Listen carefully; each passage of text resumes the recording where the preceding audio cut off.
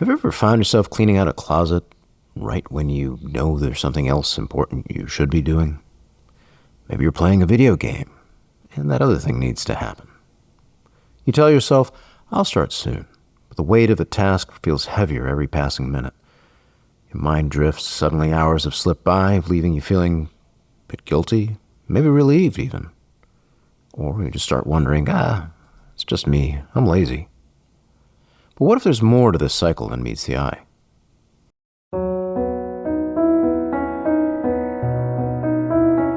Welcome to the Rhythms of Focus podcast for wandering minds who are tired of feeling that they have to force themselves to make things happen. Maybe know that when things line up well, that tendency to wander actually becomes a powerful wave of focus. I'm Dr. Kourosh Dini, fellow wandering mind. It wasn't that long ago that I struggled to make things happen, whether it was to remember when to pay a bill, do things over time, or look at a list without feeling repulsed.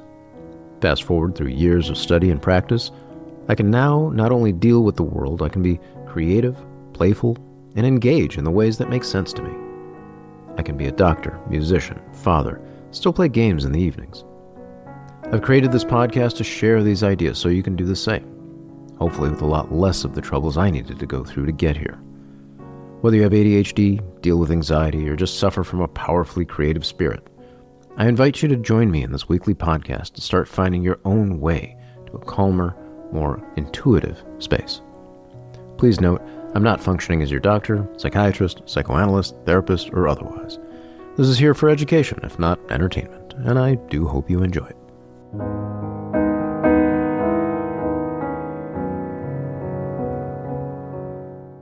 Those who rely on deadlines often cycle between frantic work and exhaustion.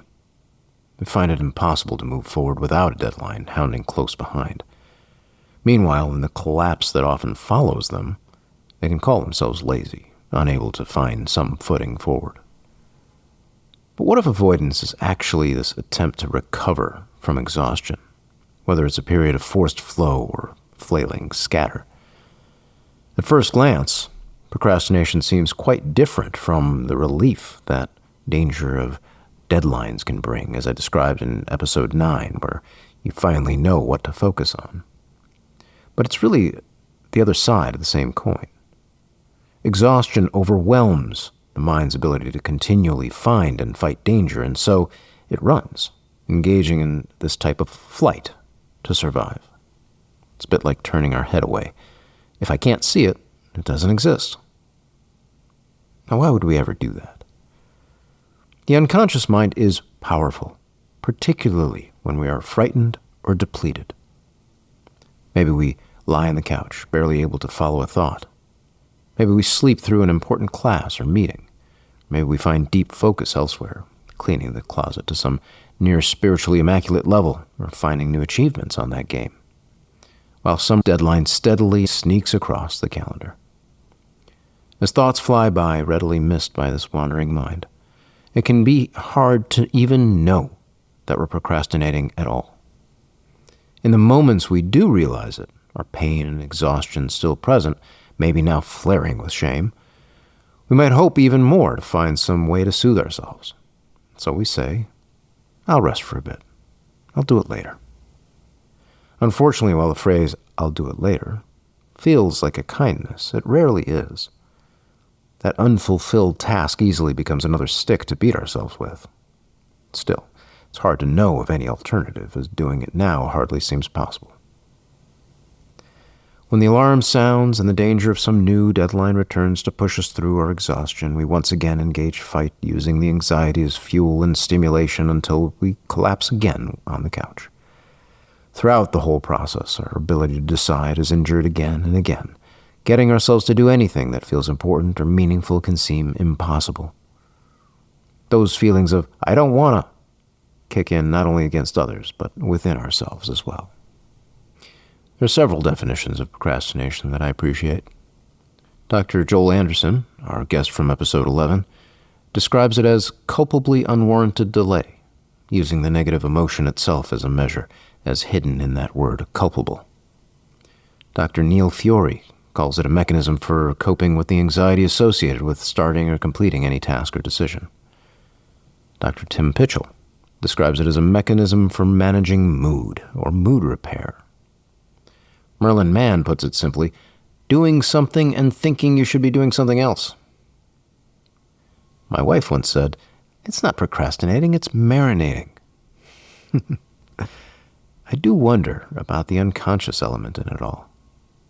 Here's how I see it.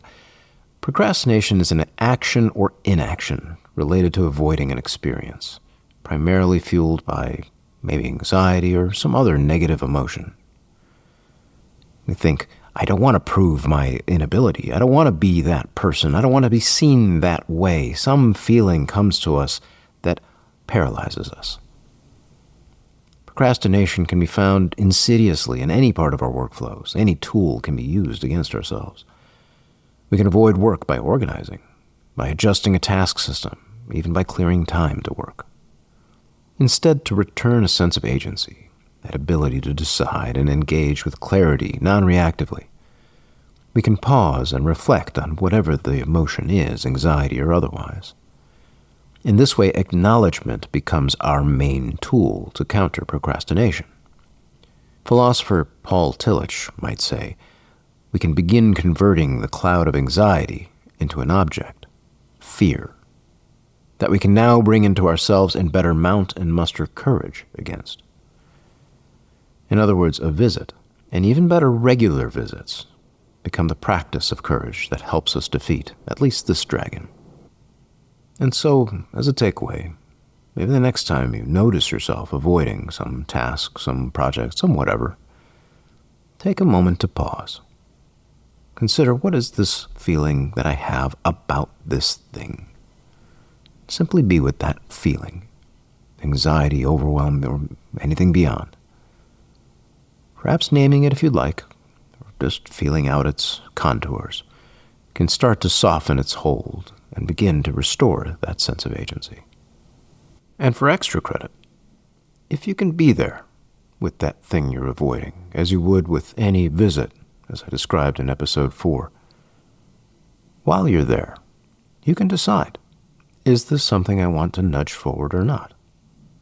You have every right to decide either way. At that point, you have taken charge, whatever your decision.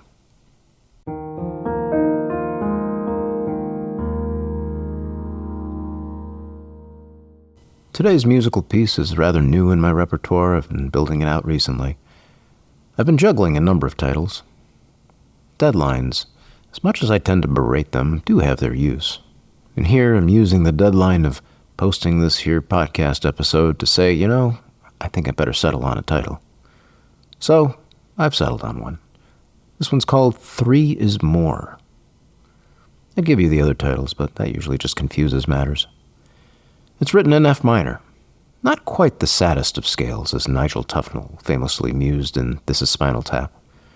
And if you haven't seen This Is Spinal Tap, please see This Is Spinal Tap. Anyway, here's 3 is More.